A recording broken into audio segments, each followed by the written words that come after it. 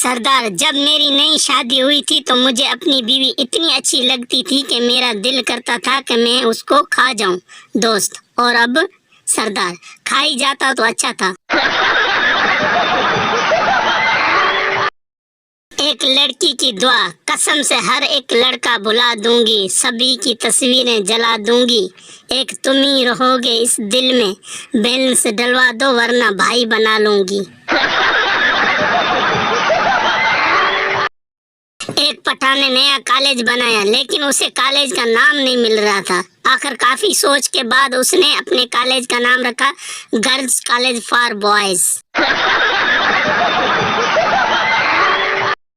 पठान, यारा ये send message क्या होता है? दूसरा पठान, खुदा का कसम तुम तो बिल्कुल जाहिल का बच्चा है। सेंड मैसेज का मतलब है खुशबू वाला मैसेज। सरदार, यार आज मुझे अजीब मैसेज आया और मेरा मोबाइल ऑफ हो गया। पठान, ऐसा कौन सा मैसेज था? सरदार, बैटरी लो। पठान, सेंड कर सबको तंग करते हैं। पठान, मोबाइल में कुछ सॉन्ग डलवाने हैं। दुकानदार, मेमोरी कार्ड है? पठान, शनाख्त कार्ड है, मेमोरी कार्ड तो अभी नहीं बनवाया।